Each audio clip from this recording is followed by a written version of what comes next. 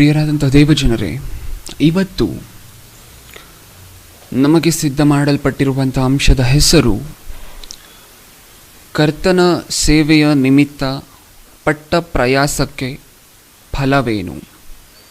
ಮತ್ತೊಮ್ಮೆ ಹೇಳ್ತಿದ್ದೀನಿ ಪ್ರಿಯರೇ, ಕರ್ತನ ಸೇವೆಯ ನಿಮಿತ್ತ ಪಟ್ಟಿರುವ ಪ್ರಯಾಸಕ್ಕೆ ಫಲವೇನು.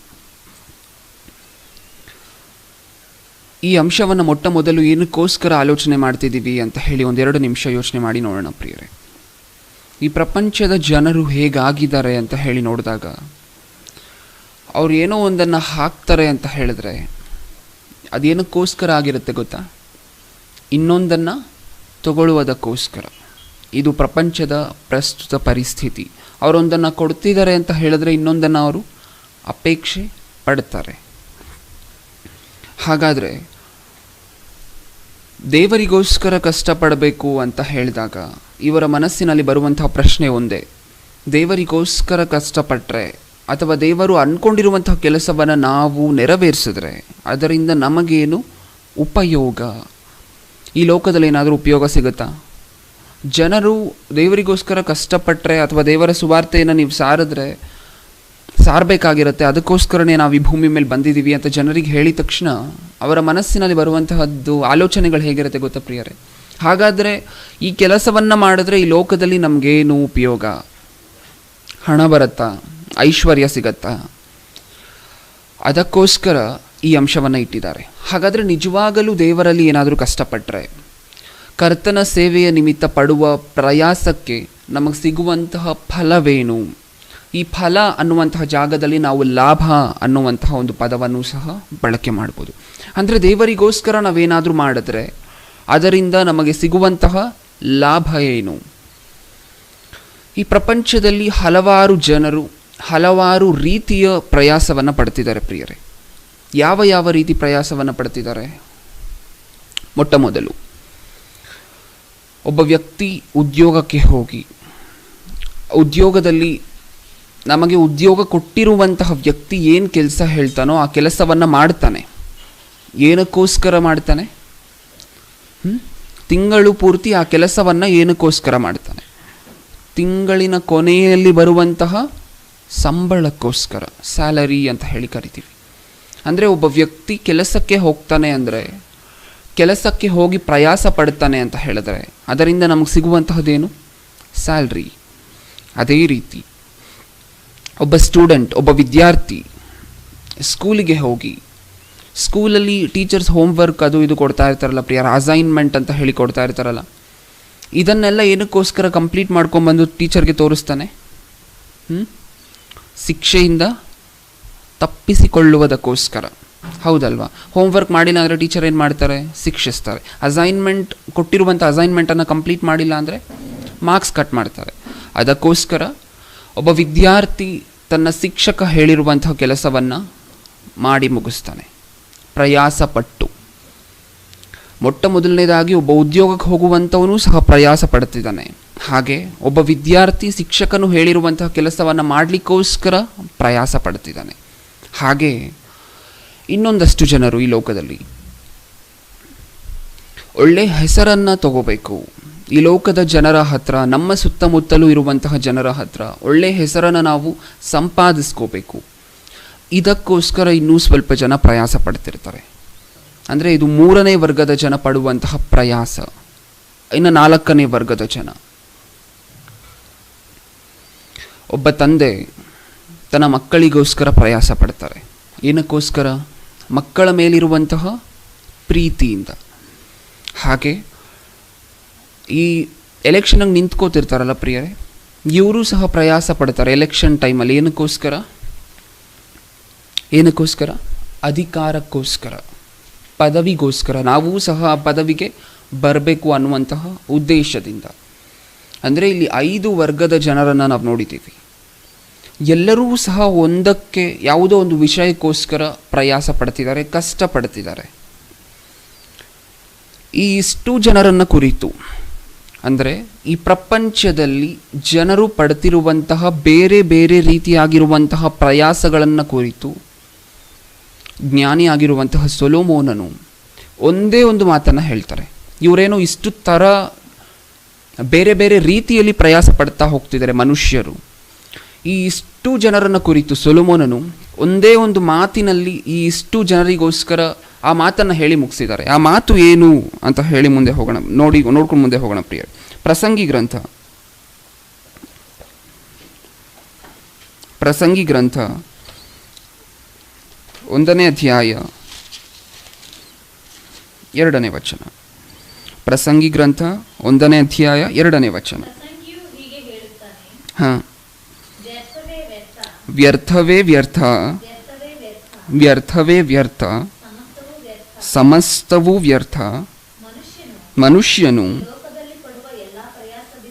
ಈ ಲೋಕದಲ್ಲಿ ಪಡುವ ಎಲ್ಲ ಪ್ರಯಾಸದಿಂದ ಅವನಿಗೆ ಏನು ಲಾಭ? ಏನಂತೆ?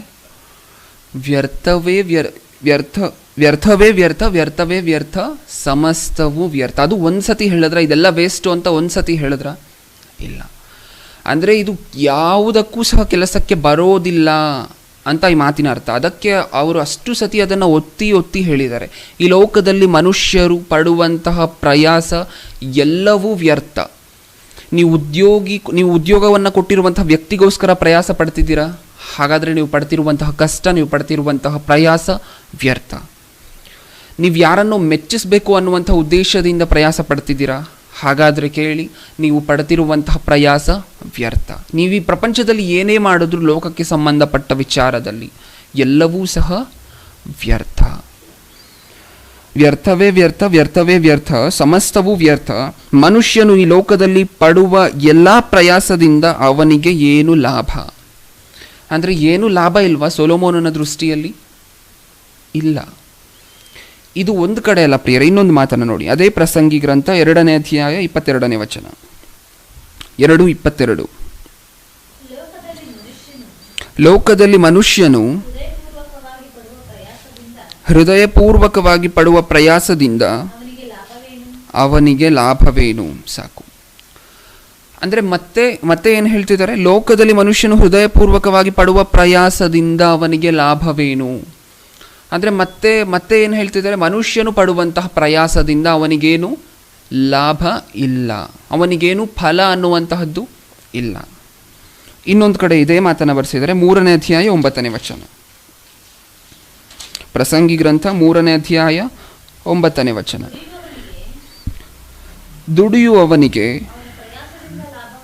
ಅವನ ಪ್ರಯಾಸದಿಂದ ಲಾಭವೇನು? ಸಾಕು. ಯಾರ ಪ್ರಿಯರೇ ದುಡಿಯೋದಿಲ್ಲ ಪ್ರಪಂಚದಲ್ಲಿ? 99% ಎಲ್ಲರೂ ಸಹ ಕೆಲಸ ಮಾಡಬೇಕು ಅನ್ನುವಂತಹದ್ದು ಎಲ್ಲರ ಮನಸ್ಸಲ್ಲೂ ಇರುತ್ತೆ. ಹಾಗಾದರೆ ಎಲ್ಲರೂ ದುಡಿತಿದ್ದಾರೆ. ಆದರೆ ಸೊಲೊಮೋನನು ಹೇಳ್ತಿರುವಂತಹ ಮಾತೇನು? ದುಡಿಯುವವನಿಗೆ ಅವನ ಪ್ರಯಾಸದಿಂದ ಲಾಭವೇನು? ಅಂದರೆ ನಾವಿಷ್ಟು ದಿನ ಏನು ಅಂದ್ಕೊಂಡಿದ್ವಿ ಹೇಳಿ? ನಾವು ದುಡಿತಿದ್ದೀವಿ ಅಂತ ಹೇಳಿದ್ರೆ ನಾವೇನು ಅಂದ್ಕೊಂಡಿದ್ವಿ ಇಷ್ಟು ದಿನ? ಸ್ಯಾಲ್ರಿ ಬರುತ್ತಲ್ಲ ಮಂತ್ ಎಂಡಿಂಗಲ್ಲಿ, ಅದೇ ನಮಗೆ ಲಾಭ ಅಂತ ನಾವು ಅಂದ್ಕೊಂಡಿದ್ವಿ. ಆದರೆ ದೇವರೇನು ಹೇಳ್ತಿದ್ದಾರೆ? ಕಷ್ಟಪಟ್ಟು ದುಡಿದ್ರೂ ಅದರಿಂದ ನಿನಗೆ ಲಾಭ ಏನು? ಅಂದರೆ ಲಾಭ ಇಲ್ವಾ ನಮಗೆ? ಇಲ್ಲ. ಮತ್ತು ಈ ನಾವು ಅಂದ್ಕೊಂಡಿದ್ದು ಇಷ್ಟು ದಿನ ತಪ್ಪು. ಹೇಗೆ ತಪ್ಪು? ಮತ್ತೆ ಈ ದುಡಿಯುವಂತಹ ದುಡಿಮೆ, ಬರುವಂತಹ ಸ್ಯಾಲರಿ, ಅದರಿಂದ ಅಲ್ವಾ ನಾವು ಊಟ ಮಾಡ್ತಿರುವಂತಹದ್ದು. ಸೊ ಅದಕ್ಕೋಸ್ಕರ ಹೇಗೆ ಲಾಭ ಅಲ್ಲ? ಈ ಪ್ರಪಂಚದಲ್ಲಿ ನಾವು ಪಡುವಂತಹ ಕಷ್ಟ ಎಲ್ಲವೂ ಸಹ ಹೇಗೆ ಲಾಭ ಅಲ್ಲದೆ ಹೋಗುತ್ತೆ? ಪ್ರಿಯರೇ, ಮೊಟ್ಟ ಮೊದಲನೇದಾಗಿ ಇದು ನಮ್ಗೆ ಅರ್ಥ ಆಗಬೇಕಂದ್ರೆ ಲಾಭ ಅನ್ನುವಂತಹ ಪದಕ್ಕಿರುವಂಥ ಅರ್ಥ ಏನು ಅಂತ ಹೇಳಿ ನಮಗೆ ಗೊತ್ತಾಗಬೇಕು. ಮತ್ತೊಮ್ಮೆ ಹೇಳ್ತಿದ್ದೀನಿ, ಈ ಅಂಶ ನಮಗೆ ಸಂಪೂರ್ಣವಾಗಿ ಅರ್ಥ ಆಗಬೇಕಾದ್ರೆ ಲಾಭ ಅನ್ನುವಂಥ ಪದಕ್ಕಿರುವಂಥ ಅರ್ಥ ಏನು ಅಂತ ನಮಗೆ ಗೊತ್ತಾಗಬೇಕು. ನಾವು ಯಾವುದನ್ನು ಲಾಭ ಅಂತ ಕರಿತೀವಿ? ಹೋಗಲಿ, ಲಾಭ ಅನ್ನುವಂಥ ಪದಕ್ಕೆ ಇಂಗ್ಲೀಷಲ್ಲಿ ನಾವು ಒಂದು ಪದವನ್ನು ಉಪಯೋಗಿಸ್ತೀವಿ. ಏನು? ಪ್ರಾಫಿಟ್. ಹೌದಾ? ಹಾಗಾದರೆ ಲಾಭ ಅಂದರೆ ಪ್ರಾಫಿಟ್. ಇನ್ಕಮ್ ಅಂತ ಇನ್ನೊಂದು ಪದವನ್ನು ಬಳಸ್ತೀವಿ ಪ್ರಿಯರೇ. ಇನ್ಕಮ್ ಅಂದರೆ ಏನು? ನಮ್ಮ ಹತ್ರ ಬರುವಂತಹ ಹಣ. ಮತ್ತೊಮ್ಮೆ ಹೇಳ್ತಿದ್ದೀನಿ, ಇನ್ಕಮ್ ಅಂದರೆ ನಮ್ಮ ಹತ್ರ ಬರುವಂತಹ ಹಣ. ಪ್ರಾಫಿಟ್ ಅಂದರೆ, ಒಂದು ಉದಾಹರಣೆಯನ್ನು ಕೊಡ್ತೀನಿ ನೋಡಿ. ಮಾರ್ಕೆಟಲ್ಲಿ ಯಾವುದೋ ಒಂದು ಅಂಗಡಿಯನ್ನು ಇಡಬೇಕು ಅಂತ ಒಬ್ಬ ವ್ಯಕ್ತಿ ನಿರ್ಣಯಿಸ್ಕೋತಾನೆ ಅಂತ ಅಂದ್ಕೊಳ್ಳಿ. ಸ್ವಲ್ಪ ಹೊತ್ತು ಆ ವ್ಯಕ್ತಿ ಮಾರ್ಕೆಟಲ್ಲಿ ಅಂಗಡಿಯನ್ನು ಇಡಬೇಕಾದ್ರೆ ಆ ವ್ಯಕ್ತಿ ಹತ್ರ ಕಾಸಿರೋದಿಲ್ಲ. ಏನು ಮಾಡ್ತಾನೆ? ಲೋನ್ ತಗೋತಾನೆ. ಎಲ್ಲೋ ಬ್ಯಾಂಕಿಂದನೋ ಅಥವಾ ಒಬ್ಬ ವ್ಯಕ್ತಿ ಹತ್ರನೋ ಲೋನ್ ತಗೋತಾನೆ. ತಗೊಂಡ ನಂತರ 10,000 ರೂಪಾಯಿ ಲೋನ್ ತೊಗೊಂಡಿರ್ತಾನೆ ಅಂದ್ಕೊಳ್ಳಿ. 10,000 ರೂಪಾಯಿನ ಏನು ಮಾಡ್ತಾನೆ ಅವನು? ತೊಗೊಂಡೋಗಿ ತನ್ನ ವ್ಯಾಪಾರಕ್ಕೆ ಬಳಸ್ತಾನೆ. ಮಂತ್ ಎಂಡಿಂಗಲ್ಲಿ ಅಂದರೆ ತಿಂಗಳ ಕೊನೆಯಲ್ಲಿ 12,000 ರೂಪಾಯಿ ಬಂದಿರುತ್ತೆ ಅವನ ಹತ್ರ. ಯಾವುದರಿಂದ ಬಂದಿರುತ್ತೆ? 10,000 ರೂಪಾಯಿ ಬ್ಯಾಂಕಿಂದ ಲೋನ್ ತೊಗೊಂಡು ಆ ಲೋನನ್ನು ಉಪಯೋಗಿಸಿ ವ್ಯಾಪಾರ ಮಾಡಿರ್ತಾನಲ್ಲ. ವ್ಯಾಪಾರ ಮಾಡಿದಾಗ ಅವನಿಗೆ ಬರುವಂಥ ಹಣ ಎಷ್ಟು? 12,000. ಹಾಗಾದರೆ ಇವನು ಹಾಕಿರುವಂತಹ 10,000ಕ್ಕೂ ಬಂದಿರುವಂತಹ ದುಡ್ಡಿಗೂ ಇರುವಂಥ ವ್ಯತ್ಯಾಸ ಎಷ್ಟು? 2,000. ಈ 12,000 ರೂಪಾಯಿ ಇವನ ಕೈಯಲ್ಲಿ ಬರುತ್ತಲ್ವ ಪ್ರಿಯರೇ? ವ್ಯಾಪಾರ ಮಾಡಿರೋದ್ರಿಂದ 12,000 ಬರುತ್ತಲ್ವ? ಇದಕ್ಕೆ ನಾವು ಕೊಟ್ಟಿರುವಂತಹ ಹೆಸರು ಇನ್ಕಮ್ ಅಂತ ಹೇಳಿ ಕರಿತೀವಿ. ಅಂದರೆ ನಮ್ಮ ಹತ್ರ ಬರುವಂತಹ ಒಟ್ಟು ಹಣಕ್ಕೆ ಇನ್ಕಮ್ ಅಂತ ಹೇಳಿ ಕರಿತೀವಿ. ಆ ಇನ್ಕಮ್ ಪೂರ್ತಿ ನಮ್ಮದೇನಾ? 12,000 ಬಂದಿದೆ ವ್ಯಾಪಾರ ಮಾಡಿದಾಗ, ಅದು ಪೂರ್ತಿ ನಮ್ಮದೇನಾ? ಇಲ್ಲ. ಅದರಲ್ಲಿ 10,000 ನಾವು ಯಾರಿಗೆ ಕೊಡಬೇಕು?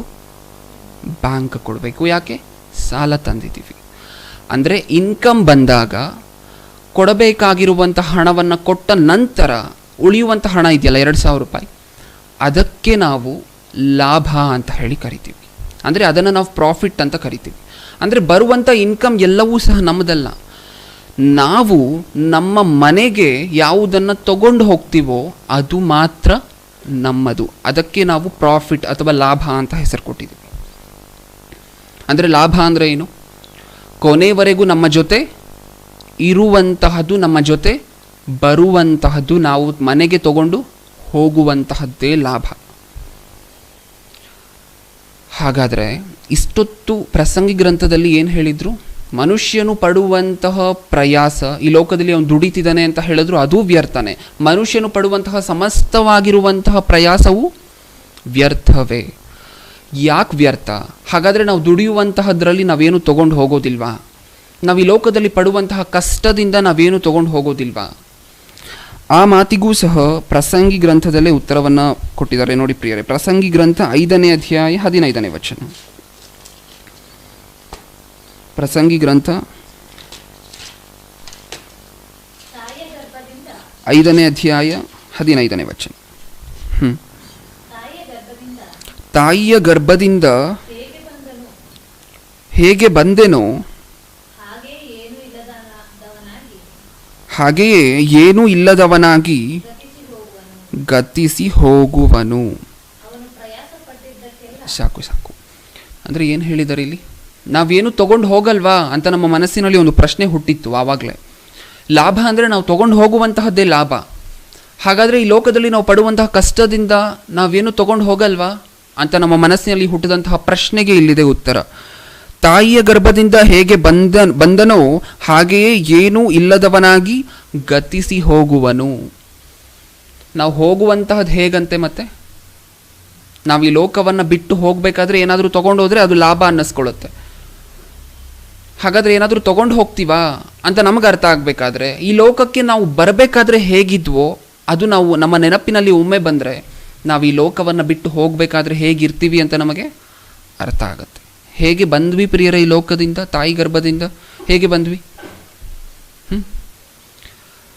ಅಂಬಾನಿ ಮಗ ಅಂದಿದ ತಕ್ಷಣ ಬೆನ್ಸ್ ಕಾರಲ್ಲಿ ಬಂದ್ರೆ ತಾಯಿ ಗರ್ಭದಿಂದ ಆಚೆ ಇಲ್ಲ. ನಾವು ಹುಟ್ಟಬೇಕಾದ್ರೆ ಮೈ ಮೇಲೆ ಒಂದು ತುಂಡು ಬಟ್ಟೆಯೂ ಸಹ ಇರೋದಿಲ್ಲ. ಇದು ನಮ್ಮ ಸ್ಥಿತಿ. ಅಂದರೆ ಹೇಗೆ ತಾಯಿ ಗರ್ಭದಿಂದ ಆಚೆ ಬಂದುವೋ ಅದೇ ರೀತಿ ಮರಣ ಹೊಂದಿ ಹೋಗಬೇಕಾದ್ರೇನು ಅದೇ ರೀತಿ ಇರುತ್ತೆ ನಮ್ಮ ಸ್ಥಿತಿ. ಈಗ ಹೇಳಿ, ಪ್ರಸಂಗಿ ಗ್ರಂಥದಲ್ಲಿ ಸೊಲೊಮೋನನು ಹೇಳಿರುವಂತಹ ಮಾತು ವ್ಯರ್ಥ ಸಮಸ್ತವೂ ವ್ಯರ್ಥ ಅಂತ ಹೇಳಿರುವಂತಹ ಮಾತು ಸತ್ಯನೋ ಅಲ್ವೋ? ಸತ್ಯ. ಯಾಕೆ? ಲಾಭ ಅಂದರೆ ಏನು? ಈ ಲೋಕವನ್ನು ಬಿಟ್ಟು ನಮ್ಮ ಜೊತೆ ನಾವು ತಗೊಂಡು ಏನಾದರೂ ಹೋಗ್ತೀವಿ ಅಂತ ಹೇಳಿದ್ರೆ ಅದೇ ಲಾಭ ಅನ್ನಿಸ್ಕೊಡುತ್ತೆ. ಏನಾದರೂ ತಗೊಂಡು ಹೋಗ್ತೀವಾ? ಇಲ್ಲ. ಹಾಗಾದರೆ ಈ ಲೋಕದಲ್ಲಿ ಪಡುವಂತಹ ಪ್ರಯಾಸ ಎಲ್ಲವೂ ಸಹ ವ್ಯರ್ಥ. ನಾವು ಕೆಲಸಕ್ಕೆ ಹೋಗ್ತಿದ್ದೀವ, ಉದ್ಯೋಗಕ್ಕೆ ಹೋಗ್ತಿದ್ದೀವ, ಅಥವಾ ಯಾರನ್ನು ಮೆಚ್ಚಿಸುವಂತಹ ಕೆಲಸವನ್ನು ಅದಕ್ಕೋಸ್ಕರ ಪ್ರಯಾಸ ಪಡ್ತಿದ್ದೀವ, ಆ ಎಲ್ಲವೂ ಸಹ ವ್ಯರ್ಥ. ಹಾಗಾದರೆ ವ್ಯರ್ಥ ಅಲ್ಲದೇ ಇರುವಂತಹದ್ದು ಯಾವುದು? ವ್ಯರ್ಥ ಅಲ್ಲದೇ ಇರುವಂತಹದ್ದು ಯಾವುದು? ಯಾವುದಾದ್ರೂ ಇದೆಯಾ ಈ ಪ್ರಪಂಚದಲ್ಲಿ? ನಾವು ಸತ್ತ ನಂತರ ಈ ಲೋಕದಲ್ಲಿ ಪಟ್ಟ ಪ್ರಯಾಸ ಎಲ್ಲ ಇಲ್ಲೇ ಉಳಿದು ಹೋಗುತ್ತೆ. ನಮ್ಮ ಜೊತೆ ಯಾವುದು ಬರೋದಿಲ್ಲ, ಲಾಭವಾಗಿ ಯಾವುದು ಬರೋದಿಲ್ಲ. ಹಾಗಾದರೆ ನಮ್ಮ ಜೊತೆ ಬರುವಂತಹ ಲಾಭ ಯಾವುದಾದ್ರೂ ಇದೆಯಾ? ಪ್ರಕಟಣೆ ಗ್ರಂಥ 14ನೇ ಅಧ್ಯಾಯ 13ನೇ ವಚನ. ಪ್ರಕಟಣೆ ಗ್ರಂಥ 14ನೇ ಅಧ್ಯಾಯ 13ನೇ ವಚನ.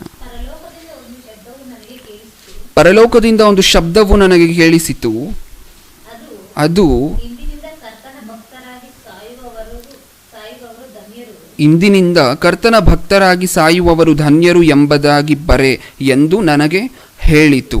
ಅದಕ್ಕೆ ಆತ್ಮನು, ಹೌದು, ಅವರು ಧನ್ಯರೇ, ಅವರ ಕಷ್ಟ ತೀರಿತು, ಅವರಿಗೆ ವಿಶ್ರಾಂತಿಯಾಗುವುದು, ಅವರ ಸುಕೃತ್ಯಗಳು ಅವರೊಡನೆ ಬರುವವು ಎಂದು ಹೇಳುತ್ತಾನೆ. ಅಂದರೆ ಈ ಪ್ರಪಂಚದಲ್ಲಿ ಪಟ್ಟ ಕಷ್ಟ ಎಲ್ಲವೂ ವ್ಯರ್ಥ. ಯಾಕೆ? ಯಾವುದೂ ಸಹ ಸತ್ತ ನಂತರ ನಮ್ಮ ಜೊತೆ ಬರೋದಿಲ್ಲ. ಹಾಗಾದರೆ ನಿಜವಾಗ್ಲೂ ಯಾವುದಾದ್ರೂ ನಮ್ಮ ಜೊತೆ ಸತ್ತ ನಂತರ ಬರೋದಿದೆಯಾ? ಅದನ್ನು ಹುಡುಕಿ ಅದಕ್ಕೋಸ್ಕರ ಕಷ್ಟಪಟ್ಟರೆ ನಮ್ಮ ಜೊತೆ ಅದು ಬರುತ್ತೆ, ಅದು ಲಾಭವಾಗಿರುತ್ತೆ ಅಂತ ನಾವು ಹುಡುಕಬೇಕಾದ್ರೆ ಈ ಒಂದು ವಚನ ನಮ್ಮ ಸತ್ಯವೇದದಿಂದ ನಮಗೆ ಸಿಗುತ್ತೆ ಪ್ರಿಯರೇ. ಏನಂತ ಹೇಳಿದ್ದಾರೆ ಇಲ್ಲಿ? ಹೌದು, ಅವರು ಧನ್ಯರೇ, ಅವರ ಕಷ್ಟ ತೀರಿತು, ಅವರಿಗೆ ವಿಶ್ರಾಂತಿಯಾಗುವುದು, ಅವರ ಸುಕೃತ್ಯಗಳು ಅವರೊಡನೆ ಬರುವವು ಎಂದು ಹೇಳುತ್ತಾನೆ. ಹಾಗಾದರೆ ಈ ಸುಕೃತ್ಯಗಳು ಯಾವುದು? ಮರಣಿಸಿದ ನಂತರ ನಮ್ಮ ದುಡಿಮೆ ನಮ್ಮ ಜೊತೆ ಬರೋದಿಲ್ಲ. ಸುಕೃತ್ಯಗಳು ಅಂದರೆ ಒಳ್ಳೆ ಕೆಲಸಗಳು ಮಾತ್ರ ನಮ್ಮ ಜೊತೆ ಬರುತ್ತೆ. ಹಾಗಾದರೆ ನಿಜವಾಗ್ಲೂ ಈ ಒಳ್ಳೆ ಕೆಲಸಗಳು ಯಾವುದು? ಕೊರಿಂಥದವರಿಗೆ ಬರೆದ ಮೊದಲನೇ ಪತ್ರಿಕೆ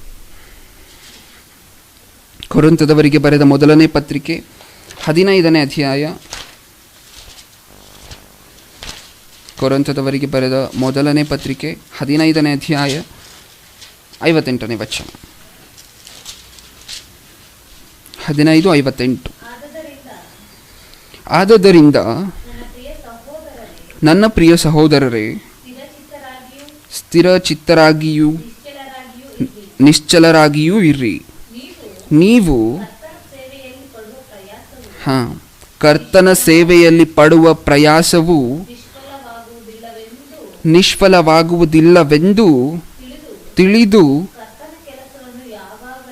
ಕರ್ತನ ಕೆಲಸವನ್ನು ಯಾವಾಗಲೂ ಅತ್ಯಾಸಕ್ತಿಯಿಂದ ಮಾಡುವವರಾಗಿರಿ. ಅಂದರೆ ನಾವು ಹುಡುಕ್ತಾ ಇದ್ವಿ, ನಮ್ಮ ಮರಣ ಆದ ನಂತರ ಯಾವ ಕೆಲಸ ಆದರೂ ನಮ್ಮ ಜೊತೆ ಬರುತ್ತಾ? ನಮ್ಮ ಮರಣ ಆದ ನಂತರ ಬರುವಂತಹದ್ದೇ ಲಾಭ, ನಮ್ಮ ಜೊತೆ ಬರುವಂತಹದ್ದೇ ಲಾಭ. ಈ ಲೋಕದಲ್ಲಿ ಬಿಟ್ಟು ಹೋಗುವಂತಹದ್ದು ಇದು ಲಾಭ ಅಲ್ಲ.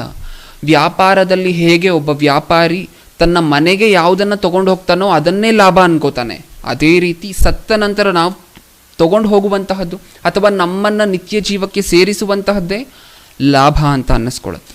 ಹಾಗಾದರೆ ಆ ಲಾಭ ಯಾವುದು? ಈ ಲೋಕದಲ್ಲಿ ಪಡುವಂತಹ ಕಷ್ಟ ಎಲ್ಲವೂ ವ್ಯರ್ಥ ಆದರೆ ವ್ಯರ್ಥ ಆಗದೇ ಇರುವಂತಹ ಕೆಲಸ, ವ್ಯರ್ಥ ಆಗದೇ ಇರುವಂತಹ ಪ್ರಯಾಸ ಒಂದಿದೆ. ಯಾವುದಂತೆ ಅದು? 58ನೇ ವಚನ. ಆದದರಿಂದ ನನ್ನ ಪ್ರಿಯ ಸಹೋದರರೇ, ಸ್ಥಿರಚಿತ್ತರಾಗಿಯೂ ನಿಶ್ಚಲರಾಗಿಯೂ ಇರ್ರಿ. ನೀವು ಕರ್ತನ ಸೇವೆಯಲ್ಲಿ ಪಡುವ ಪ್ರಯಾಸವು ನಿಷ್ಫಲವಾಗುವುದಿಲ್ಲವೆಂದು ತಿಳಿದು ಕರ್ತನ ಕೆಲಸವನ್ನು ಯಾವಾಗಲೂ ಅತ್ಯಾಸಕ್ತಿಯಿಂದ ಮಾಡುವವರಾಗಿರಿ. ಅಂದರೆ ನಾವು ಕರ್ತನ ಸೇವೆಯಲ್ಲಿ ಪಡುವಂತಹ ಕೆಲಸ ನಿಷ್ಫಲ ಆಗೋದಿಲ್ಲ. ಇಷ್ಟು ಹೊತ್ತು ನಾವು ಆಲೋಚನೆ ಮಾಡಿರುವಂತಹ ಈ ಲೋಕಕ್ಕೆ ಸಂಬಂಧಪಟ್ಟ ಕೆಲಸ ಎಲ್ಲವೂ ಸಹ ಏನು? ವ್ಯರ್ಥ. ಒಂದು ಸತಿ ವೇಸ್ಟ್ ಅಂತ ಹೇಳಿಲ್ಲ ಪ್ರಿಯರೇ. ಸೊಲೊಮೋನನ ಅದಕ್ಕೆ ಏನಂತ ಎಷ್ಟು ಸತಿ ಹೇಳಿದ್ದಾರೆ? 3 ಸರಿ. ವ್ಯರ್ಥ ವ್ಯರ್ಥ ಸಮಸ್ತವೂ ವ್ಯರ್ಥ.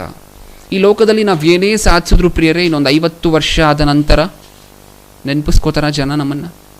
ನಾವು ಹೋದ ಮೇಲೆ ಇನ್ನೊಂದು 50 ವರ್ಷಗಳಾದ ನಂತರ ನೆನೆಸ್ಕೋತಾರ ಈ ಜನ? ಇಲ್ಲ, ಅದು ವ್ಯರ್ಥ ಆಗೋಗುತ್ತೆ.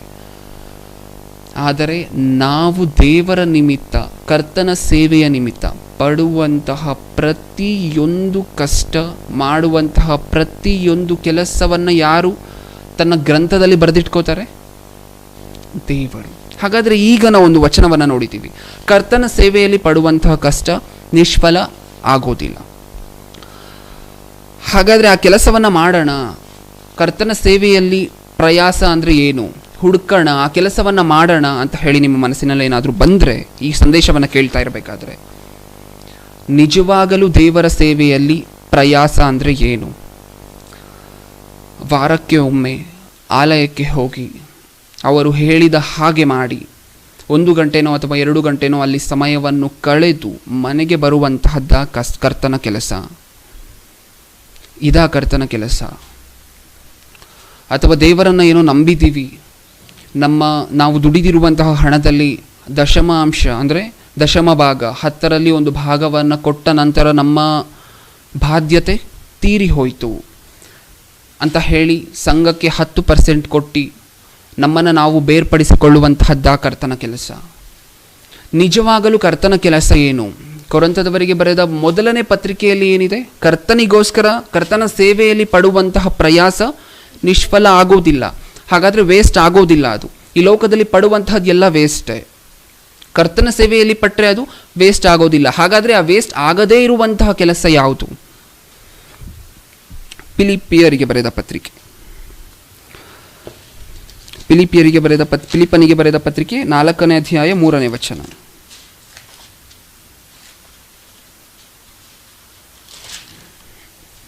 ಫಿಲಿಪ್ಪಿಯರಿಗೆ ಬರೆದ ಪತ್ರಿಕೆ 4ನೇ ಅಧ್ಯಾಯ 3ನೇ ವಚನ. ಸತ್ಯ ಸಂಯೋಜನೆ ಅವರಿಗೆ ಸಹಾಯಕನಾಗಿರಬೇಕೆಂದು ನಿನ್ನನ್ನು ಕೇಳಿಕೊಳ್ಳುತ್ತೇನೆ. ಅವರು ಕ್ಲೆಮೆನ್ಸ್ ಮುಂತಾದ ನನ್ನ ಜೊತೆ ಕೆಲಸದವರ ಸಹಿತವಾಗಿ ನನ್ನ ಕೂಡ ಸುವಾರ್ತೆಗೋಸ್ಕರ ಪ್ರಯಾಸ ಪಟ್ಟವರು. ಅಂದರೆ ನಾವು ಒಂದು ಪ್ರಶ್ನೆಯನ್ನು ಹಿಡಿದು ಅದಕ್ಕೆ ಉತ್ತರವನ್ನು ಹುಡುಕ್ತಾ ಬರ್ತಾ ಇದ್ವಿ. ಕರ್ತನ ಸೇವೆಯಲ್ಲಿ ಪ್ರಯಾಸ ಪಟ್ಟರೆ ಅದು ವ್ಯರ್ಥ ಆಗೋದಿಲ್ಲ. ಹಾಗಾದರೆ ನಿಜವಾಗ್ಲೂ ಪಟ್ಟುಬಿಡೋಣ ಈ ಲೋಕದಲ್ಲಿ, ಕರ್ತನ ಸೇವೆಯಲ್ಲಿ ಪ್ರಯಾಸ ಪಡೋಣ ಅಂತ ಹೇಳಿ ಅಂದ್ಕೊಂಡು, ಕರ್ತನ ಸೇವೆಯಲ್ಲಿ ಪ್ರಯಾಸ ಅಂದರೆ ದೇವರ ಸೇವೆಯಲ್ಲಿ ಕಷ್ಟ ಅಂದರೆ ಏನು ಅಂತ ಗೊತ್ತಿಲ್ಲದೆ ಏನೇನೋ ಸಂಘಕ್ಕೆ ಹೋಗುವಂತಹದ್ದೇ ಪ್ರಯಾಸ, ಆಲಯಕ್ಕೆ ವಾರಕ್ಕೆ ಒಮ್ಮೆ ಹೋಗಿ ಬರುವಂತಹದ್ದೇ ಪ್ರಯಾಸ, ಈ ರೀತಿ ತಪ್ಪಾಗಿ ನಾವು ಅದನ್ನು ಅರ್ಥ ಮಾಡ್ಕೊಬಾರ್ದು ಅಂತ ಹೇಳಿ ಈ ವಚನವನ್ನು ಬರೆಸಿದ್ದಾರೆ. ಏನಂತೆ? ಕರ್ತನಿಗೋಸ್ಕರ ಪ್ರಯಾಸ ಪಡುವಂತಹದ್ದು ಅಂದರೆ ಅವರು ಕ್ಲೆಮೆನ್ಸ್ ಮುಂತಾದ ನನ್ನ ಜೊತೆ ಕೆಲಸದವರ ಸಹಿತವಾಗಿ ನನ್ನ ಕೂಡ ಸುವಾರ್ತೆಗೋಸ್ಕರ ಪ್ರಯಾಸ ಪಟ್ಟವರು. ಅಂದರೆ ಕರ್ತನ ಸೇವೆಗೋಸ್ಕರ ಪ್ರಯಾಸ ಪಡುವಂತಹದ್ದು ಅಂದರೆ ಏನು? ಸುವಾರ್ತೆಗೋಸ್ಕರ ಪ್ರಯಾಸ ಪಡುವಂತಹದ್ದು. ಪಡ್ತಾ ಇದ್ದೀವ ಪ್ರಿಯರೇ? ಈ ಪ್ರಪಂಚವನ್ನು ಒಮ್ಮೆ ನೋಡಿ, ಇತರ ಜನಾಂಗಗಳನ್ನು ಬಿಡಿ, ಸ್ವಲ್ಪ ಹೊತ್ತು ಕ್ರೈಸ್ತರ ಸಂಗತಿಯನ್ನೇ ಆಲೋಚನೆ ಮಾಡಿ. ಸುವಾರ್ತೆಗೋಸ್ಕರ ಪ್ರಯಾಸ ಪಡುವಂತಹದ್ದನ್ನು ಅಪರೂಪವಾಗಿ ನಾವು ನೋಡ್ಬೋದು ಪ್ರಿಯರೇ. ಈ ಒಂದು ಕಾಲದಲ್ಲಿ Bible open university India international ಈ ಒಂದು ಸಂಸ್ಥೆಯನ್ನು ಹೊರತುಪಡಿಸಿ ಬಹುತೇಕ ಜನರು ಸುವಾರ್ತೆಗೋಸ್ಕರ ಪ್ರಯಾಸ ಇಲ್ಲ, ಸುವಾರ್ತೆ ಸಾರುವುದಕ್ಕೋಸ್ಕರವೂ ಸಹ ಕಷ್ಟ ಇಲ್ಲ. ಯೇಸು ಕ್ರಿಸ್ತರು ಈ ಲೋಕಕ್ಕೆ ಬಂದರು. ತಮ್ಮ ಮುಖ್ಯ ಕೆಲಸವನ್ನು ಏನನ್ನಾಗಿ ಇಟ್ಕೊಂಡ್ರು? ಮಾರ್ಕನು ಬರೆದ ಸುವಾರ್ತೆ 1:38 ನಮ್ಮೆಲ್ಲರಿಗೂ ಗೊತ್ತು. ಏನಂತ ಇಟ್ಕೊಂಡ್ರು? ತಮ್ಮ ಮುಖ್ಯ ಏಮನ್ನು ಏನಂತ ಇಟ್ಕೊಂಡ್ರು? ಗೋಲ್ ಏನಾಗಿತ್ತು ಯೇಸು ಕ್ರಿಸ್ತರ ಗೋಲ್? ಒಮ್ಮೆ ಓದಿ ಆ ವಚನವನ್ನು. ಮಾರ್ಕನು ಬರೆದ ಸುವಾರ್ತೆ 1ನೇ ಅಧ್ಯಾಯ 38ನೇ ವಚನ. ಅವರಿಗೆ ನಾವು ಸಮೀಪದಲ್ಲಿರುವ ಬೇರೆ ಊರುಗಳಿಗೆ ಹೋಗೋಣ, ಅಲ್ಲಿಯೂ ನಾನು ಸುವಾರ್ತೆಯನ್ನು ಸಾರಬೇಕು,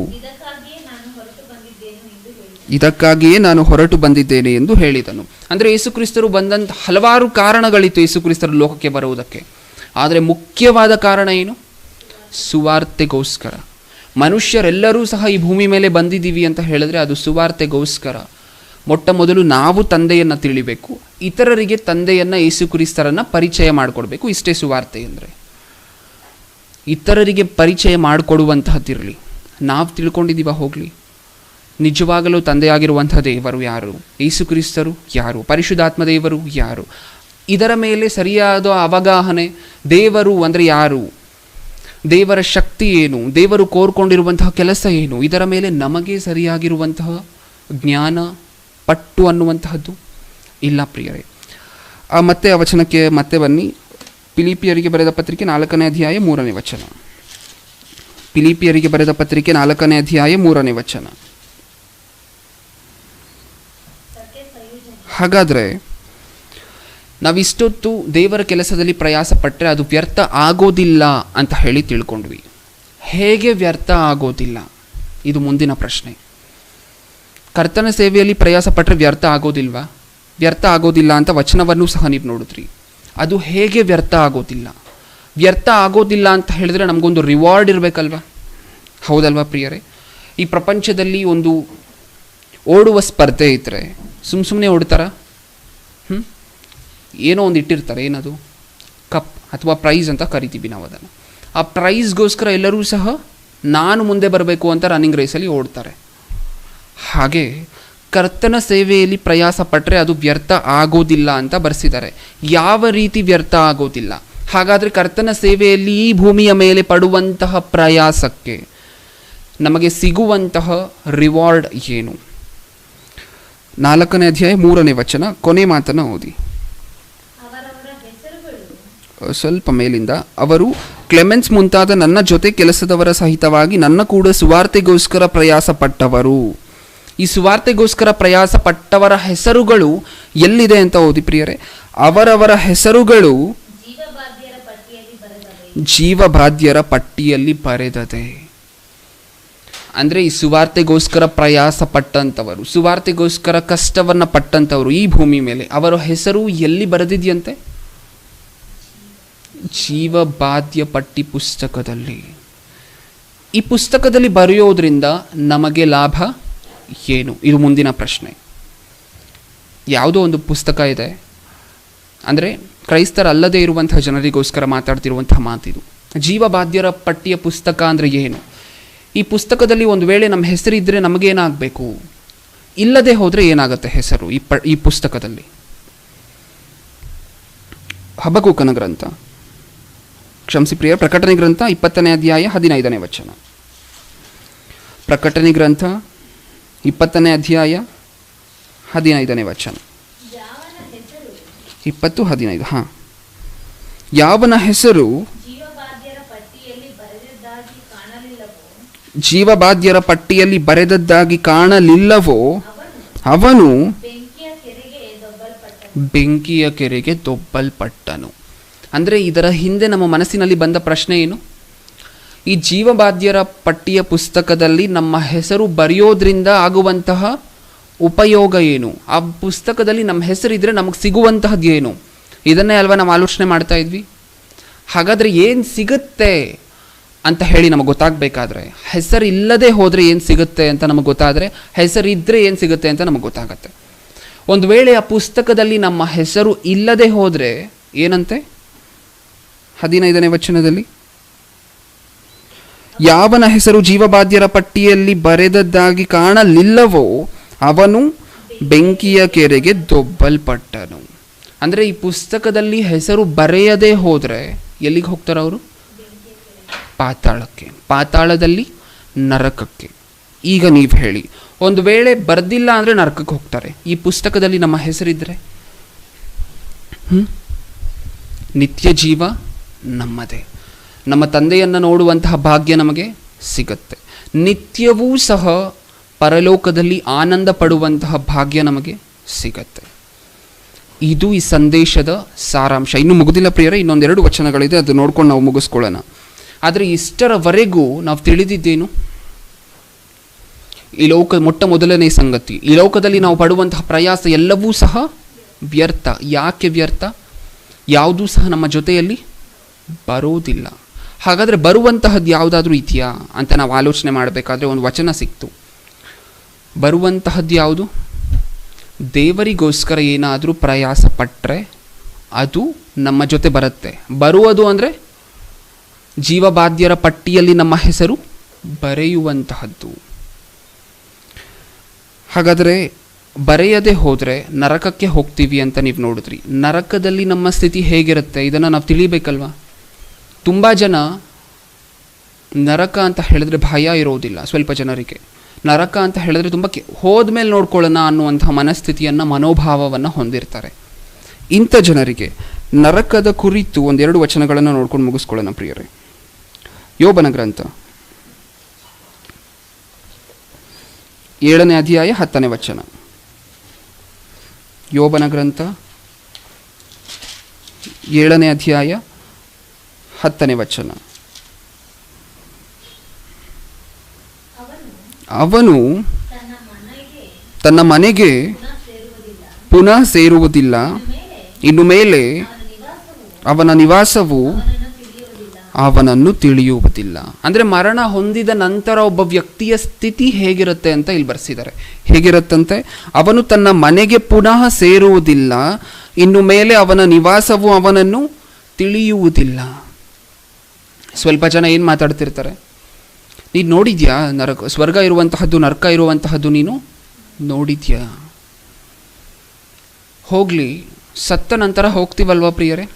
ಎಲ್ಲಿಗೆ ಹೋಗಬೇಕು? ಪರದೇಶಿಗೆ ಹೋಗಬೇಕು, ಇಲ್ಲಾಂದರೆ ನರಕಕ್ಕೆ ಹೋಗಬೇಕು, ಯಾತನೆ ಪಡುವಂತಹ ಸ್ಥಳಕ್ಕೆ. ಹೋದ ನಂತರ ನೋಡ್ಕೊಂಬಂದು ಚೇಂಜ್ ಆಗೋದಕ್ಕೆ ಏನಾದರೂ ಅವಕಾಶ ಇದೆಯಾ ನಮಗೆ? ಇಲ್ಲ. ಇಲ್ಲಿ ಅದಕ್ಕೋಸ್ಕರನೇ ಬರ್ಸಿದ್ದಾರೆ, ಇನ್ನು ಮೇಲೆ ಅವನ ನಿವಾಸವು ಅವನನ್ನು ತಿಳಿಯುವುದಿಲ್ಲ. ಅದ್ರ ಮೇಲೆ ಏನು ಬರ್ಸಿದ್ದಾರೆ? ಅವನು ತನ್ನ ಮನೆಗೆ ಪುನಃ ಸೇರುವುದಿಲ್ಲ. ನಾವು ಮತ್ತೆ ಈ ಭೂಲೋಕದಲ್ಲಿ ಬಂದು ಈ ಭೂಲೋಕದಲ್ಲಿ ಜೀವಿಸಿ, ನರಕ ಇದೆ ಪ್ರಭು, ನಾವು ಇವಾಗ ನಂಬ್ತೀವಿ, ನೋಡಿದ್ವಲ್ವ ನಂಬ್ತೀವಿ, ಹಾಗೆ ಪರಲೋಕನೂ ಇದೆ ನಾವು ನೋಡಿದ್ವಲ್ವ ನಂಬ್ತೀವಿ, ನಮಗೆ ಒಂದೇ ಒಂದು ಚಾನ್ಸನ್ನು ಕೊಡಿ, ಭೂಮಿಯ ಮೇಲೆ ಮತ್ತೆ ಹೋಗಿ ನೀವು ಹೇಳಿರುವಂತಹ ಕೆಲಸವನ್ನು ನೆರವೇರಿಸಿ, ನೀವು ಹೇಳಿರುವಂತಹ ವಿಷಯದಲ್ಲಿ ಪ್ರಯಾಸಪಟ್ಟು ಮತ್ತೆ ಬಂದು ಈ ಭೂಮಿಯ ಮೇಲೆ ಚೆನ್ನಾಗಿ ಜೀವಿಸಿ ಆಗ ಪರಲೋಕವನ್ನು ಸಂಪಾದಿಸ್ಕೊಳ್ತೀವಿ ಅಂತ ಹೇಳಿದ್ರೆ ಮತ್ತೆ ಚಾನ್ಸ್ ಇದೆಯಾ? ಇಲ್ಲ. ಅಂದರೆ ಪ್ರತಿಯೊಬ್ಬರೂ ಸಹ ನರಕ ನೀವು ನೋಡಿದ್ದೀರಾ, ನೋಡೋಣ, ಸತ್ತ ಮೇಲೆ ನೋಡೋಣ ಅನ್ನುವಂತಹ ಪ್ರತಿಯೊಂದು ಜನರಿಗೆ ಸತ್ಯವೇದ ಕೊಡುವಂತಹ ಎಚ್ಚರಿಕೆ ಇದು ಇವರಿಗಾಗಿ ಬರ್ಸಿರುವಂತಹ ಮಾತು ಪ್ರಿಯರೇ. ಅಂದರೆ ಸತ್ಯವೇದ ಎಷ್ಟು ಉನ್ನತವಾಗಿದೆ ಅಂತ ಒಮ್ಮೆ ಆಲೋಚನೆ ಮಾಡಿ ನೋಡಿ. ಈ ಜನರು ಏನಂತಾರೆ ಅಂತ ಹೇಳಿ ಎಷ್ಟೋ ಸಾವಿರಾರು ವರ್ಷಗಳ ಹಿಂದೆನೇ ದೇವರು ಬರ್ಸಿದ್ದಾರೆ. ಹೀಗೆ ಅಂತಾರೆ ಈ ಜನ, ನೋಡದೆ ಈ ಜನ ನಂಬೋದಿಲ್ಲ, ಸತ್ತ ನಂತರ ನೋಡ್ಕೊಳ್ಳೋಣ, ಎಲ್ಲರೂ ಹೋಗ್ತಾರಲ್ವ ನಾವು ಹೋಗ್ತೀವಿ ಅನ್ನುವಂತಹ ಮನಸ್ಥಿತಿಯನ್ನು, ಮನೋಭಾವವನ್ನು ಈ ಜನ ಹೊಂದಿರ್ತಾರೆ. ಅದಕ್ಕೋಸ್ಕರ ಅವರಿಗಾಗಿ ಬರ್ಸಿರುವಂತಹ ಮಾತಿದು. ನಾವು ಮತ್ತೆ ಈ ಭೂಲೋಕದ ಮೇಲೆ ಬಂದು ಜೀವನ ಮಾಡಿ ಪರಲೋಕ ಸಂಪಾದಿಸ್ಕೊಳ್ಳೋದಕ್ಕೆ ಚಾನ್ಸ್ ಅನ್ನುವಂತಹದ್ದು ಇರೋದಿಲ್ಲ. ಒಂದೇ ಸಾರಿ ಮರಣ ಹೊಂದಿದ್ವಾ, ನಾವು ಈ ಭೂಮಿಯ ಮೇಲೆ ಮಾಡಿರುವಂತಹ ಕ್ರಿಯೆಗಳ ನಿಮಿತ್ತ ಪರದೇಶಿಗೆ ಹೋಗಬೇಕು, ಇಲ್ಲಾಂದರೆ ನರಕಕ್ಕೆ ಹೋಗಬೇಕು. ನಮ್ಮ ಭಾರತದ ಕಾನೂನು ಏನು ಹೇಳುತ್ತೆ ಗೊತ್ತಾ ಪ್ರಿಯರೇ? ಕಾನ್ಸ್ಟಿಟ್ಯೂಷನ್, ಸಂವಿಧಾನದಲ್ಲಿ ಒಂದು ಆರ್ಟಿಕಲ್ ಇದೆ, ಆರ್ಟಿಕಲ್ 72 ಅಂತ. ಈ ಆರ್ಟಿಕಲ್ನ ವಿಶಿಷ್ಟತೆ ಏನು ಅಂತ ಹೇಳಿದ್ರೆ, ನಮ್ಮ ಭಾರತ ದೇಶದ ರಾಷ್ಟ್ರಪತಿ ಯಾರು? ಪ್ರೆಸಿಡೆಂಟ್. ಈ ಪ್ರೆಸಿಡೆಂಟ್ ಅನ್ನುವಂತಹ ವ್ಯಕ್ತಿ, ಈ ವ್ಯಕ್ತಿಗೆ ಮಾತ್ರ ಒಂದು ಸ್ಪೆಷಲ್ ಪವರ್ ಇರುತ್ತೆ. ಒಬ್ಬ ವ್ಯಕ್ತಿಯನ್ನು ಕೋರ್ಟಿಗೆ ತೊಗೊಂಡು ಹೋಗಿ, ಕೋರ್ಟ್ ಆ ವ್ಯಕ್ತಿಗೆ ತುಂಬ ದೊಡ್ಡ ಅಪರಾಧ ಮಾಡಿದ್ಯಪ್ಪ ನೀನು, ನಿನಗೆ ಮರಣದಂಡನೆ ಕೊಟ್ಟಿದ್ದೀನಿ, ನಿನಗೆ ಗಲ್ಲಿಗೆ ಏರಿಸಬೇಕು ಈ ದಿನ ಅಂತ ಹೇಳಿ ಗಲ್ಲಿಗೆ ಹಾಕುವಂತಹ ಶಿಕ್ಷೆಯನ್ನು ಕೊಟ್ಟ ನಂತರವೂ ಸಹ, ಅಂದರೆ ಒಂದು ಕೋರ್ಟು ಒಬ್ಬ ಅಪರಾಧಿಗೆ ಗಲ್ಲು ಶಿಕ್ಷೆಯನ್ನು ಕೊಟ್ಟ ನಂತರವೂ ಸಹ ಆ ವ್ಯಕ್ತಿಯನ್ನು ಯಾರು ಬಿಡಿಸ್ಬೋದು ಗೊತ್ತಾ? President of India. ಅಂದರೆ ಈ ವ್ಯಕ್ತಿಗೆ ಪವರ್ ಇರುತ್ತೆ, ಗಲ್ಲಿಗೆ ಏರಿಸ್ರಿ ಈ ವ್ಯಕ್ತಿಯನ್ನು ಅಂತ ಒಬ್ಬ ಅಪರಾಧಿಯ ನಿಮಿತ್ತ ಶಿಕ್ಷೆ ಕೊಟ್ಟ ನಂತರವೂ ಸಹ ಆ ಅಪರಾಧಿಯನ್ನು ಸಂಪೂರ್ಣವಾಗಿ ಕ್ಷಮಿಸಿ ಇನ್ನೊಂದು ಚಾನ್ಸ್ ಕೊಡುವಂತಹ ಅಧಿಕಾರ ಯಾರಿಗಿರುತ್ತೆ ಭಾರತ ದೇಶದಲ್ಲಿ? ಪ್ರೆಸಿಡೆಂಟ್ಗೆ. ಇದು ಭಾರತ ದೇಶದ ಕಾನೂನು. ದೇವರ ಕಾನೂನು ಏನು ಗೊತ್ತಾ? ಬದುಕಿರುವವರೆಗೆ ಮಾತ್ರ ನಮಗೆ ಕೊಟ್ಟಿರುವಂತಹ ಚಾನ್ಸ್. ಈ ಪ್ರೆಸಿಡೆಂಟ್ ಕೊಡ್ತಾರಲ್ವ ಇನ್ನೊಂದು ಚಾನ್ಸು, ಈ ರೀತಿ ಚಾನ್ಸ್ಗಳು ಇರೋದಿಲ್ಲ ಪ್ರಿಯರೇ ದೇವರ ಹತ್ರ. ದೇವರು ಸಹ 60 ವರ್ಷ 70 ವರ್ಷ ಈ ಮನುಷ್ಯರಿಗೆ ಚಾನ್ಸ್ ಕೊಡ್ತಾನೆ ಬರ್ತಿದ್ದಾರೆ. ಪ್ರತಿ ನಿಮಿಷವೂ ಸಹ, ಪ್ರತಿ ಸೆಕೆಂಡೂ ಸಹ ಮರಣ ನಮಗೆ ಬರದಂತೆ ಪ್ರತಿ ಸೆಕೆಂಡೂ ಸಹ ಕಾಯ್ತಾನೆ ಇದ್ದಾರೆ. ಇದು ದೇವರು ಕೊಡುವಂತಹ ಚಾನ್ಸ್. ಎಲ್ಲಿ ತನಕ? ಮರಣ ಹೊಂದುವವರೆಗೆ ಮಾತ್ರ. ಇನ್ನೊಂದು ಚಾನ್ಸ್ ಭಾರತದ ಸಂವಿಧಾನದಲ್ಲಿ ಇದೆಯಲ್ಲ, ಈ ಥರ ಇನ್ನೊಂದು ಚಾನ್ಸ್ ಕೊಟ್ಟರೆ ದೇವರು, ನೋಡಿದ್ವಿ ನರಕ ಇದೆ ಅಂತ ನಮಗೆ ಗೊತ್ತಾಯಿತು, ಪರಲೋಕ ಇದೆ ಅಂತ ನಮಗೆ ಗೊತ್ತಾಯಿತು, ಹಾಗಾದರೆ ಮತ್ತೊಮ್ಮೆ ಭೂಮಿಯ ಮೇಲೆ ಬಂದು ದೇವರು ಅಂದ್ಕೊಂಡಿರುವಂತಹ ರೀತಿಯಲ್ಲಿ ಜೀವಿಸಿ ಪರಲೋಕಕ್ಕೆ ಹೋಗ್ತೀವಿ ಅಂದರೆ ನಡೆಯುವುದಿಲ್ಲ. ಹಾಗಾದರೆ ಈ ಪಾತಾಳದಿಂದ ತಪ್ಪಿಸ್ಕೋಬೇಕಾ? ನಮ್ಮ ಹೆಸರೂ ಸಹ ಜೀವಬಾಧ್ಯರ ಪುಸ್ತಕದಲ್ಲಿ ಬರಿಬೇಕಾ ಅಂದರೆ ಅದಕ್ಕೆ 3 ಮುಖ್ಯ ಕೆಲಸಗಳನ್ನು ಮಾಡಬೇಕು. ಮೊದಲನೇ ವಚನ, ಪ್ರಸಂಗಿ ಗ್ರಂಥ 9ನೇ ಅಧ್ಯಾಯ 10ನೇ ವಚನ. ಪ್ರಸಂಗಿ ಗ್ರಂಥ 9ನೇ ಅಧ್ಯಾಯ 10ನೇ ವಚನ. 3 ಮುಖ್ಯವಾದ ವಚನಗಳನ್ನು ನೋಡೋಣ ಪ್ರಿಯರೇ. ಹಾಗಾದರೆ ನರಕದಿಂದ ತಪ್ಪಿಸ್ಕೋಬೇಕಾದ್ರೆ, ಆ ಜೀವಬಾಧ್ಯರ ಪುಸ್ತಕದಲ್ಲಿ ನಮ್ಮ ಹೆಸರು ಬರಿಬೇಕಾದ್ರೆ ಏನು ಮಾಡಬೇಕು? ಪ್ರಸಂಗಿ ಗ್ರಂಥ 9ನೇ ಅಧ್ಯಾಯ 10ನೇ ವಚನ. ನಿನ್ನ ಕೈಗೆ ಸಿಕ್ಕಿದ ಕೆಲಸವನ್ನೆಲ್ಲ ನಿನ್ನ ಪೂರ್ಣ ಶಕ್ತಿಯಿಂದ ಮಾಡು. ನೀನು ಸೇರಬೇಕಾದ ಪಾತಾಳದಲ್ಲಿ ಯಾವ ಕೆಲಸವೂ ಯುಕ್ತಿಯೂ ತಿಳುವಳಿಕೆಯೂ ಜ್ಞಾನವೂ ಇರುವುದಿಲ್ಲ. ಏನು ಹೇಳಿದ್ದಾರೆ ಅಂದರೆ ನಾವು ನಮ್ಮ ಹೆಸರೂ ಸಹ ಜೀವಬಾಧ್ಯರ ಪುಸ್ತಕದಲ್ಲಿ ಬರಿಬೇಕಾದ್ರೆ ಮಾಡಬೇಕಾಗಿರುವಂತಹ ಕೆಲಸ ಏನು? ನಿನ್ನ ಕೈಗೆ ಸಿಕ್ಕಿದ ಕೆಲಸವನ್ನೆಲ್ಲ ಅಂದರೆ ಈ ಲೋಕಕ್ಕೆ ಸಂಬಂಧಪಟ್ಟ ಕೆಲಸಗಳಲ್ಲ ಪ್ರಿಯರೇ, ವ್ಯರ್ಥವಾಗಿರುವಂತಹ ಕೆಲಸಗಳಲ್ಲ. ನಮ್ಮ ಕೈಗೆ ಸುವಾರ್ತೆಯ ಕೆಲಸ ಸಿಗ್ತಾ, ದೇವರಿಗೋಸ್ಕರ ಪ್ರಯಾಸ ಪಡುವಂತಹ ಅವಕಾಶ ನಮಗೆ ಸಿಗ್ತಾ, ಹಾಗಾದರೆ ನಿನ್ನ ಕೈಗೆ ಸಿಕ್ಕಿದ ಕೆಲಸವನ್ನೆಲ್ಲ ನಿನ್ನ ಪೂರ್ಣ ಶಕ್ತಿಯಿಂದ ಮಾಡು. ನೀನು ಸೇರಬೇಕಾದ ಪಾತಾಳದಲ್ಲಿ ಯಾವ ಕೆಲಸವೂ ಯುಕ್ತಿಯೂ ತಿಳುವಳಿಕೆಯೂ ಜ್ಞಾನವೂ ಇರುವುದಿಲ್ಲ. ಅಂದರೆ ಅಲ್ಲಿಗೆ ಹೋದರೆ ಮತ್ತೆ ಚಾನ್ಸ್ ಸಿಗೋದಿಲ್ಲ. ನನಗೆ ಗೊತ್ತಾಯಿತು ಇವಾಗ ದೇವ್ರ ಕೆಲಸ ಏನು, ನರಕಕ್ಕೆ ಹೋದ ಮೇಲೆ ಇವಾಗ ದೇವ್ರ ಕೆಲಸ ಏನು ಅಂತ ಹೇಳಿ ನನಗೆ ಗೊತ್ತಾಗಿದೆ. ಯಾಕೆಂದರೆ ನರಕವನ್ನು ನೋಡಿದ್ದೀನಲ್ವ, ಈಗ ಗೊತ್ತಾಗಿದೆ. ಪಕ್ಕಾ ಭೂಮಿಯ ಮೇಲೆ ಕಳಿಸಿದ್ರೆ ನಾನು ಆ ಕೆಲಸವನ್ನು ಮಾಡ್ತೀನಿ. ಅಥವಾ ಪಾತಾಳದಲ್ಲೇ ಕೆಲಸ ಮಾಡೋದಕ್ಕೆ ಏನಾದರೂ ಅವಕಾಶ ಇದೆಯಾ ಅಂತ ಕೇಳಿದ್ರೂ ಸಹ, ಅಂದ್ಕೊಂಡ್ರೂ ಸಹ ವ್ಯರ್ಥ, ಸಮಯ ಮೀರಿ ಹೋಗಿರುತ್ತೆ. ಅದಕ್ಕೋಸ್ಕರ ಈ ದೇಹದಿಂದ, ಈ ಉಸಿರು, ಈ ಆತ್ಮ ಆಚೆ ಬರುವುದರೊಳಗೆ ದೇವರು ನಮಗೆ ಕೊಟ್ಟಿರುವಂತಹ ಕೆಲಸವನ್ನು ನಾವು ಮಾಡಿ ಮುಗಿಸ್ಬೇಕು. ಈ ಪ್ರಪಂಚ ಪ್ರಿಯರೇ, ಈ ಫಿಲ್ಮ್ಗಳಲ್ಲೆಲ್ಲ ನೋಡ್ತಾ ಇರ್ತಾರಲ್ವ, ಈ ಹುಚ್ಚಾದ ಒಂದು ಕ್ಯಾರೆಕ್ಟರ್ ಇದೆ ಈ ಪ್ರಪಂಚಕ್ಕೆ. ಅಂದರೆ ಒಬ್ಬ ಹೀರೋವನ್ನು ನೋಡಿದ್ರೆ ಈ ಹೀರೋ ಥರ ನಾವು ಸಹ ಆಗಬೇಕು. ಅವ್ರನ್ನ ರೋಲ್ ಮಾಡೆಲ್ ಆಗಿ ಇಟ್ಕೋತಾರೆ.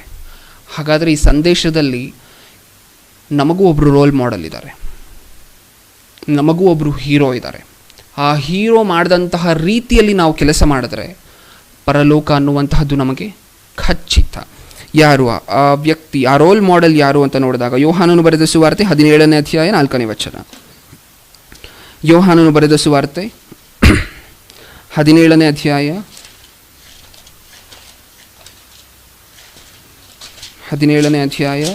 4ನೇ ವಚನ. ಮಾಡಬೇಕೆಂದು ನೀನು ನನಗೆ ಕೊಟ್ಟ ಕೆಲಸವನ್ನು ನಾನು ನೆರವೇರಿಸಿ ನಿನ್ನನ್ನು ಭೂಲೋಕದಲ್ಲಿ ಮಹಿಮೆ ಪಡಿಸಿದೆನು. ಸಾಕು. ಅಂದರೆ ಯೇಸು ಕ್ರಿಸ್ತರು ಯಾರಿ ಮಾತನ್ನು ಹೇಳ್ತಿದ್ದಾರೆ? ಯೇಸು ಕ್ರಿಸ್ತರು ಯಾರಿಗೆ? ತಂದೆಗೆ. ಏನಂತ ಹೇಳ್ತಿದ್ದಾರೆ? ನೀವು ನನಗೆ ಕೊಟ್ಟಿರುವಂತಹ ಕೆಲಸವನ್ನು ಮಾಡಿ ಮುಗಿಸಿದ್ದೇನೆ. ಇದು ನಮ್ಮ ಹೀರೋ ಹೊಡೆದಂತಹ ಡೈಲಾಗ್, ಹೌದಲ್ವಾ? ಅಂದರೆ ಅವರು ಕೆಲಸವನ್ನು ಮಾಡಿ ಮುಗಿಸಿದ್ರು.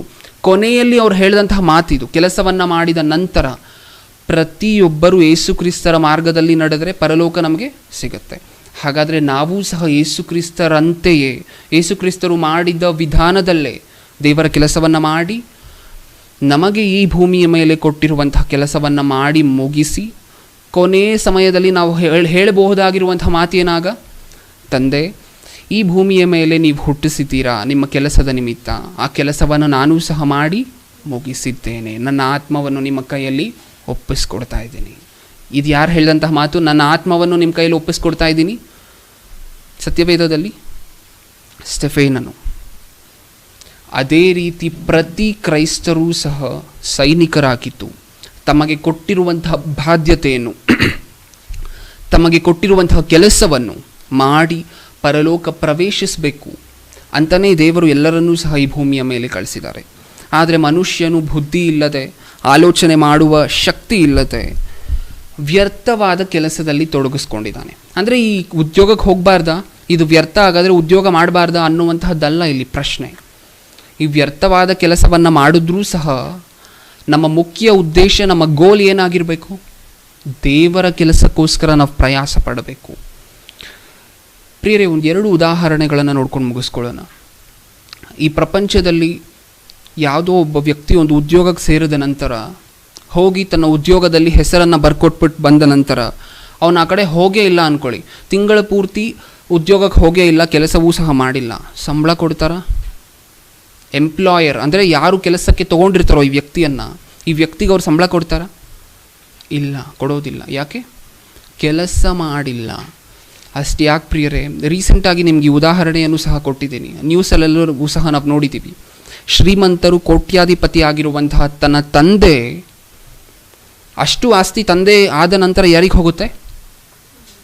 ಮಕ್ಕಳಿಗೆ ಹೋಗುತ್ತೆ.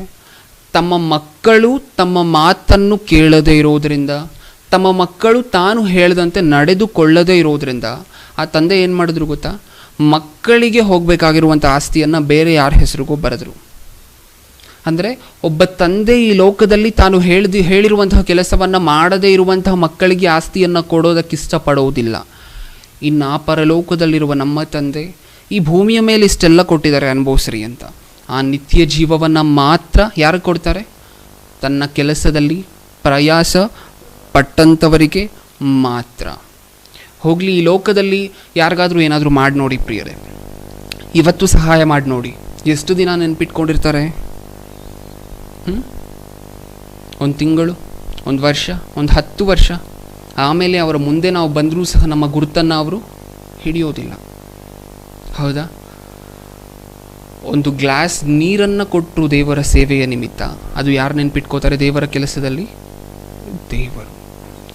ಮೋಶೆ ಒಂದು ಮಾತನ್ನು ಹೇಳ್ತಾರೆ, ತಾನು ಬದುಕಿದ್ದಂತಹ ಕಾಲದಲ್ಲಿ ಅಲ್ಪ ಕಾಲ ಪಾಪ ಭೋಗ ಅನುಭವಿಸುವುದಕ್ಕಿಂತ ಸ್ವಲ್ಪ ಕಾಲ ದೇವರ ಪ್ರಜೆಗಳೊಂದಿಗೆ ನಾನು ಶ್ರಮೆ ಪಡುವಂತಹದ್ದೇ ಮೇಲು. ಎಷ್ಟು 1000 ವರ್ಷ ಆಯಿತು ಹೇಳಿ ಅವ್ರ ಈ ಮಾತನ್ನು? ಸುಮಾರು 3000 ವರ್ಷಗಳು.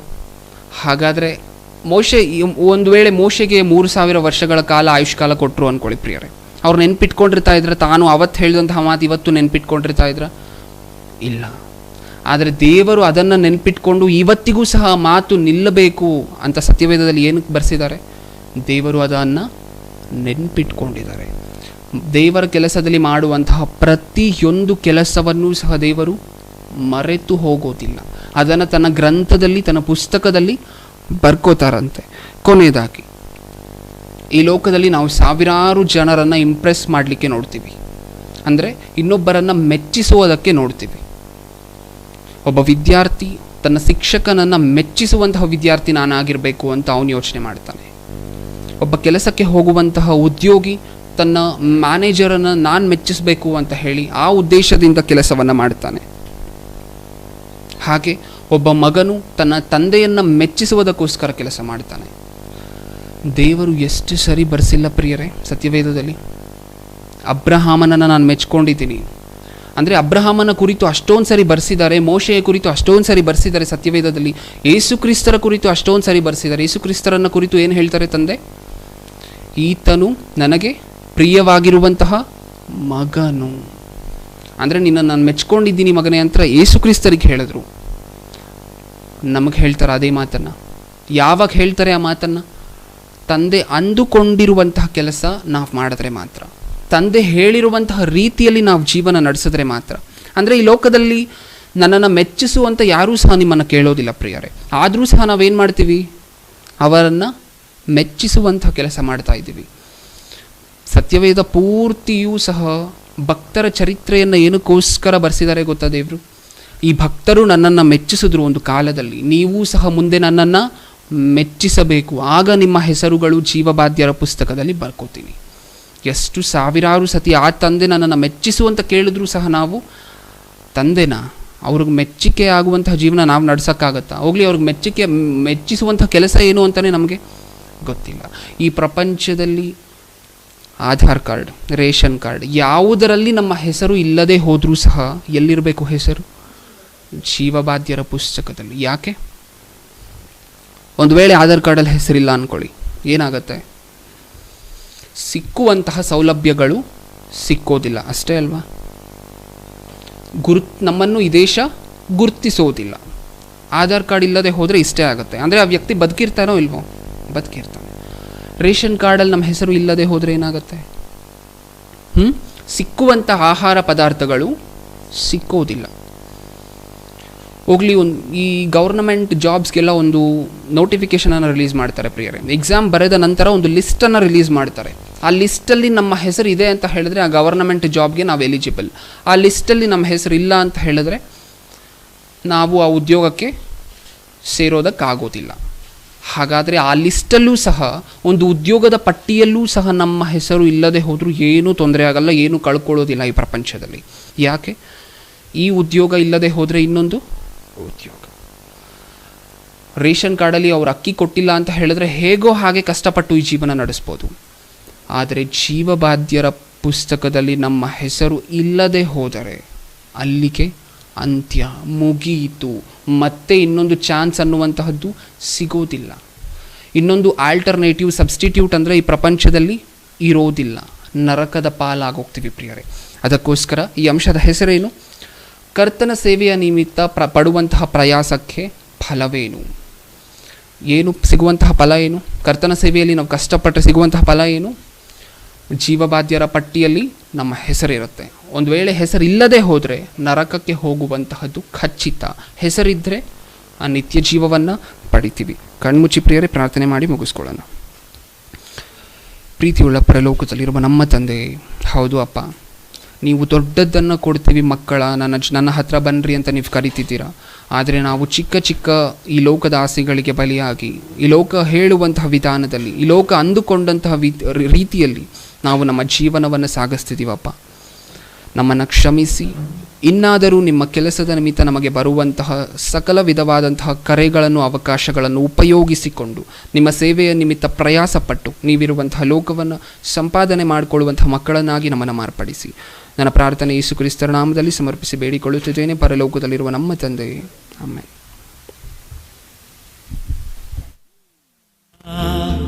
ಬೇಡಲಿಲ್ಲ ದೇವರು,